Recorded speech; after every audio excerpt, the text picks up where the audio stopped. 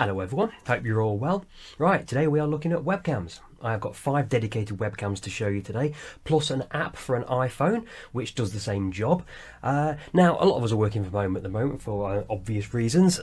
This is my working from home office. Office by day, studio by night. I've got my works laptop over there with a number of monitors set up. Behind you is my own personal laptop with more monitors set up, from which I do streaming, gaming, that sort of thing. I've really got into it in the last few months. Actually, I wasn't into it at all, but I've suddenly acquired all this kit, so I thought I'd better use it. Now then, if you're working from home, quite a lot of people are using a standard laptop webcam built in, with also a built-in microphone. And to be fair, they're usually pretty naff. The camera quality on a laptop is pretty atrocious. Plus, it's a fixed screen as well, so you find yourself talking to top of people's heads, or in worst case scenarios to their crotches, and that does happen. I only had a call only a couple of days ago with my director, and I'm not even going to go there. But if you're going to be working from home a lot, ideally you want to get yourself a proper dedicated separate webcam. Furthermore, if you can, get yourself a dedicated separate microphone. Now I've got a Blue Yeti microphone here. It's a bit overkill. You can get something far cheaper, but they are recommended. A microphone in a laptop, it's omnidirectional. It's only going to point at you, and if you turn away to look at something, everyone can't hear you. Whereas something like this, which I've got on a cantilever arm, you can still hear me pretty well as I continue to spin around talking. I'm not changing my voice, but you can still hear me. So if you're going to be working from home a lot, something like this makes everything a bit more professional. But right, on test, I have got 5 webcams which I've obtained, all of them from Amazon. 3 of them are on their Amazon Vine test program, which I've received to trial. I don't get paid for anything like that, and my views are entirely independent, and as you'll see, it doesn't guarantee a 5-star review. And then I've got 2 cameras which I paid for, which is a Logitech C920, which is pretty much the industry default. If you can get one, they are the most universal webcams possible, and it's the one that I use every day, doing up to 8 hours of video calls from that works laptop just there. My other one is a Logitech Brio, which is quite a high-end 4K camera. It cost me closing in on £200, and it's what I use for my streaming videos. It's not absolutely perfect, but it is very good, and you'll see from the video that it's the benchmark really. Right, let's get on and test these cameras. One last thing, I'm filming this piece to you now on my iPhone 11 Pro's camera, which is using the Elgato eProc Pro Cam app, and all the sound that you're hearing is coming from my Blue Yeti condensing microphone above me here. That's just so you get the best sound on this video. When I do the adverts, I do apologise. When I do the reviews of each of the 5 individual cameras, I will use their individual microphones just for a bit, just so you can hear what their internal microphones sound like, where they have them. I'm also filming at the moment using no other light other than the light coming in through the window at the moment. Normally when I do a studio thing, I will have the curtains closed and I'll be using proper lighting. I've got a lighting ring up there, a separate light system there, and another one here which isn't going to be plugged in. I want to show you what the cameras look like as if you just turn them on and you're on a web chat with someone, what they look like in the buff. But I'll also show you what you can make them look like when you use secondary lighting. So let's get on. Okay, this is an app by Elgato. Elgato are known for doing their stream decks and some very good quality capture cards. But this is an app for an iPhone. I think you can get it for Android as well. There is a free version, which is quite limited. So if you want to do extended videos, you need the paid app version, which is roughly about £8. I've had it for 2 or 3 months now on my iPhone, and it is very good because it's using the iPhone's camera. You know how good the quality of the footage is going to be, and well, here you go. It looks pretty good. I'm not using any external light rings or anything at the moment, just purely the light coming from through the window. So this is what you see is what you're getting at the moment. You can make it look better by having a few fill-in lights here and there, but no, this is as it looks. So I think it looks pretty good. Sound is going to be as per the microphone on the iPhone, so pretty good. I'll show you that in a moment. Currently sound's coming in through the Blue Yeti, but it's pretty good. So looking at the image quality, facial tone's pretty good, colours around the screen all pretty good. There's no fisheyeing around the outside of the screens, which is quite common on cheaper webcams. Using the iPhone camera, it's pretty good, and the app itself, it's very good. There's plenty of controls. I'm looking at the screen now. You can use the front-facing camera, which is as you're looking at now, which is readable quality, or you can use the rear-facing camera, which is the best quality. Turn the microphone on and off. It's got chroma key functionality, so you can use your green screen if you've got one, and you can mirror the screen as well, so it makes it look as though what you're looking at is correct. It's really good for the money. If you have an iPhone camera knocking about, use it. It's good. Okay, this camera is the Fameosi camera, which is a 2K HD webcam, and according to Amazon it's not actually on sale at the moment, but when it comes back on sale, this review will be worth you listening to, because it's not actually a bad camera. I seem to recall it was sort of marketed around the $29.99 area, which, if that's true, makes it not a bad camera. It's a typical cheapish webcam quality. I mean, if you look around the extremities of the picture, you'll see a bit of fisheye, like the bookcase just over my shoulder here. You can see it's just starting to bend, and the picture frames as well, and door frames, they're just starting to go a bit like that. But in general, it's not too bad. I mean, this is the image you'll get when you turn it on without any light sources other than the window here. Let's put another light source on. This is a secondary light over here, so quality becomes a bit better. It's still quite a dark image, but I'd rather have a dark image than a washed out, oversaturated image, because at least you can play with that, then use external light sources. But it's not bad for the money. That isn't a bad quality. And excuse me, I'm not looking straight at the camera. I'm actually looking at the screen to see what we're looking at here. But it's not bad. I mean, it's a relatively compact camera. It comes with a lens cover. You can move that. That's attached, so you can put it on and off.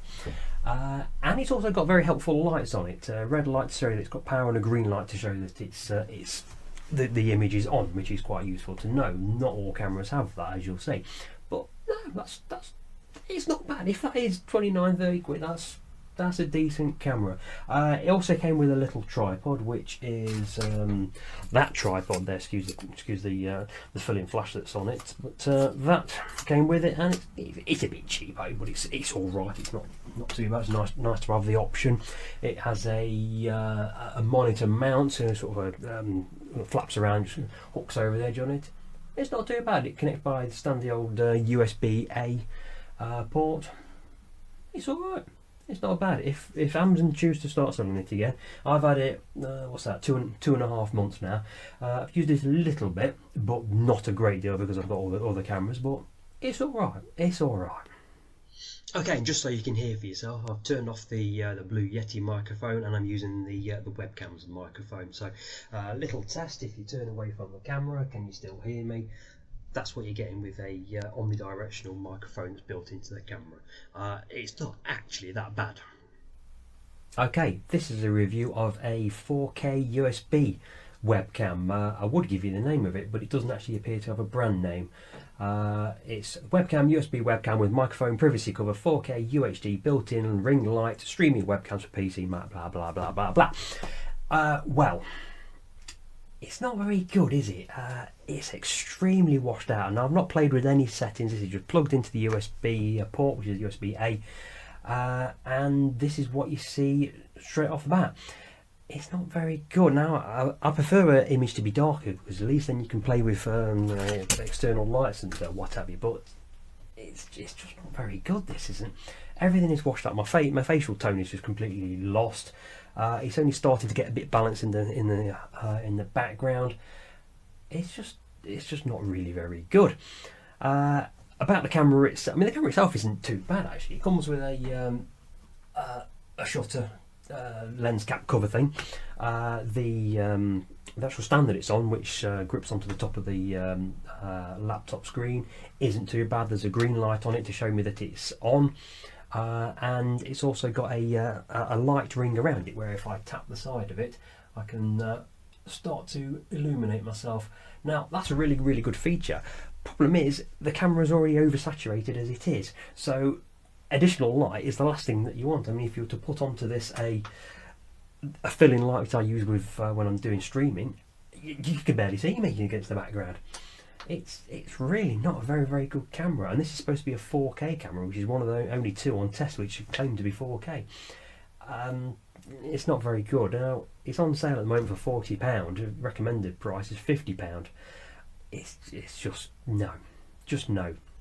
You can spend a lot less than this and get far, far better quality. It's not particularly good. Bear me a second, I'll show you. This is with the Blue Yeti microphone. Let me show you what the microphone is like on this which isn't actually too bad, but bear with me. Okay, now I've turned the microphone off. This is the sound that you get out of this USB 4K webcam. Let's do the spin around test. Test. What do you think of that? But I just can't get over the video quality, and you can see once again the bookcase how much of a fisheye is on this. Probably the worst out of the lot. It's just not a good camera. Okay, this webcam is my most recent acquisition. It is by MHDYT, which is not a name brand that rolls off the tongue. Now the camera itself feels extremely cheap and plasticky. When I took it out of the box I was like, I've just got this out of a Christmas cracker, but actually it's not too bad. It retails at $29.99 and it's one of the most popular webcams available on Amazon. It's got over 1,000 ratings. 4.5 stars review at the moment, and you know, it's not too bad for that kind of money. It's a bit dark, but as I've always said, I'd rather have the camera image too dark than too light and washed out, because I could do something with this. Again, this at the moment is just illumination from light coming through the window, but you can put a fill-in flash or additional third-party light in there, and things start to improve. It's not too bad for the money. I'll turn that off so you can see me as it is though. Yeah, it comes with a lens cover, and it's also got its own built-in light ring, so let's have a play at that, see how it affects the image. Yeah, you can see how it affects everything. It's a 3-stage thing. Yeah, it's not too bad for the money, that actually. Yeah, that's not too bad. Now again, microphone is currently with my Blue Yeti, so let me turn that off and see what the sound quality is like from the inbuilt microphone. Show me a moment. Okay, now this is the inbuilt microphone that you're listening to, so I'll do the spin around test to see what the sound's like. Test. What do you think of that? Okay, so for 30 quid, that's not a bad little webcam. I can see why it's popular. Okay, this review is for a Logitech C920 webcam, which is probably the most ubiquitous of all the webcams. It is a very, very good balance between value and quality. It's been around for several years now, and if you can get your hands on one, it's a pretty good deal. Usually retails for around about the £70–80 mark. Obviously with COVID and everyone wanting a webcam, it can be a bit difficult to get hold of one, but it's a very, very good camera. Now it's a little bit offset here because it's right on the edge of my laptop screen with all the other monitors, all the other webcams pushing it over. But no, it is an exceptionally good value camera. Skin tones really, really good. I've not got any illumination other than what's coming in through the window. It's very, very good quality. You can see from the bookcase that the line is straight, so there's no visible fish eyeing as you get from the cheaper cameras. There's 2 blue lights around it, so you know when it's turned on. I can see the lens as well, so I know where I'm looking to speak to. It's a nice compact form. It comes on a little grip mount that sits on top of the laptop screen. It doesn't have a rotation though, which is why I can't turn it to centre myself here. I'm going to move over here to sit in the middle of it, but it's really, really good. I use it many hours a day. I can be on 8–9 hours of video calls every day to my company while I'm working from home, and it's just a very, very nice camera. It's one of the first webcams I got out of all the ones on test, and it's one I really recommend. I really can't fault it. We're on the Blue Yeti microphone at the moment, so let me turn that off and put the internal microphone on, and you can hear for yourself what it's like. Okay, we're now on the internal microphone, not the Blue Yeti. And well, what do you think of that? Let me do the spin around test. Test, test, test, test, test, test, test. Is that all right with you? Now, see, it's really nice camera. All the skin tones are nice. Everything is just as it should be. It's a really nice camera. I really do highly recommend it. It's a USB-A connection, so everyone's got plenty of USB-As available. Yeah, can't really fault it. Okay, last camera on show today is the Logitech Brio 4K camera. Now, I bought this myself from Amazon. It's about £180 at the time. It can go up as much as £200 depending on availability. Now, there's a bit of confusion over it because there are two different versions of it. There's a streaming version and a pro version. And as far as I can tell, there's absolutely no difference between the streaming version and the pro version, except there was some kind of introductory offer with the streaming version where you got a Logitech streaming service free for a period of time, maybe a year I think it was. But you're actually paying more for the camera. It's actually more money for the streaming version than for the pro version, and hardware wise there's absolutely no difference as far as I can see. So really go for the pro version. Camera itself, it's a very nice looking device. It's got a single light on to tell me that it's on. Now, one thing I have noticed with it is it's very difficult to see where the actual lens is, and this is a reasonably light room with it's daylight with the light coming in through the window, and I can't actually make out where the lens is. It's because it's behind a glass frontage, and when I've been streaming, it's been very difficult to actually know where I'm looking. You want to look at the light because that's what you can see, but that's offset by about half an inch or so. But other than that, it's a really nice camera. It comes with a plastic lens cover snapped on over the top of it. You can take that off if you really want to, and it also comes with a mount to clip over the top of your laptop. It clips in just there, and it grips over the top of your monitor. Problem is, it doesn't have a tripod mount in that, so if you want to attach it to a tripod, as I've got it on there, one of the standard tripod mounts like that, you've actually got to take the whole camera off of that cover. It snaps off dead easily. It's not a problem. Other than that, it has a USB-C port on the back of there, but it connects into a USB-A port on your computer. So you'll have plenty of ports available for that. It's not like the Logitech StreamCam, the newer camera, which has a USB-C connector, which most modern computers have, but usually you have one of them unless you've got a MacBook. You might have a couple of them on there, but on a Windows laptop you tend to only get one, so you're limited with how many things you can plug into those. But no, as you can see, the camera, the image quality of the camera is really very good. Skin tones are pretty good, colours around me are pretty good. Bookcase, again, all the lines are straight, so there's no visible fisheye. It's a very good camera. It's a 4K camera, although you can choose to have it in 2K or full HD. It's 30 frames per second at 4K, which is good for most things. I tend to record in 30 frames per second because when I do streaming videos and put them onto YouTube, they're at 30 frames per second, so I stick with that. But at 1080p full HD, you can do it at 60 frames per second if you really want to, so it's very slick.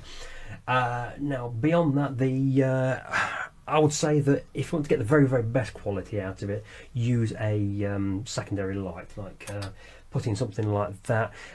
It does look better. Now, I have noticed there's been one small issue. I'm in 4K at the moment, and just occasionally I get a warning message up through the Logitech capture software saying that there is I'm not recording quick enough, that there is stuttering, juddering, or lag in the recording.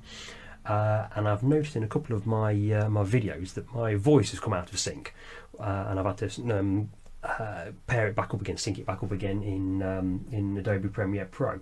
Now, that's only ever been an issue for a couple of occasions on some of the videos I've done, and it's relatively straightforward to fix. But it's worth noting, I've not seen anything like that when I've recorded at 1080p though. So I think for most applications you'd record at 1080.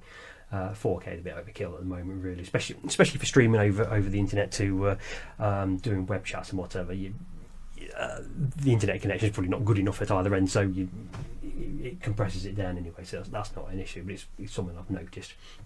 I'm recording at the moment on the Blue Yeti microphone, so I'll turn that off now, and you can listen to what it's like from the internal microphone. I'll do that now. Okay, you're now listening to me through the internal microphone on the Logitech Brio. So again, let's do the spin around test. So test, test, test, test, test, test, test. There you go. So, the Logitech Brio is the camera that I use for the majority of my personal work on this laptop, which is a Lenovo Legion gaming computer. For my company work, the working from home business that I do, that I use my Logitech C920 for. Mainly because that laptop's probably not got the power to do anything with 4K anyway, so it's completely overkill having the Brio. But the Brio is my camera of choice for this. What I will say though is that the additional expense of that camera, it's not justified in the additional quality. To be honest, the C920 is such a good camera for general applications, and if you're an amateur streamer like me, it will more than do the job. It's a really good camera. If you want to go a bit more professional, you're going to be starting to look into proper DSLRs and things like that. But that's a big jump in price, so we're not covering that today. So my recommendations out of these 5 cameras that I've looked at the moment, although you can save a lot of money with the 3 cheap ones, they're nowhere near as good as the Logitech ones. You can see the quality in the image. I mean, I'm looking at the screen now what the Brio's doing compared to what the image quality of the other 3 were like. One was just absolutely unacceptable. The other 2, it was reasonable for 20, 30, 40 pound outlay, but the Logitechs, they are way ahead in terms of image quality. So it's really down to how much you want to spend. Value wise, I'd go with the C920. Money's no object, go with the Brio. If you're on a tight budget, then I personally consider the most recent USB one that I tested. Was it the 3rd one that I tested? It's not bad money. It's not bad money. So there you go.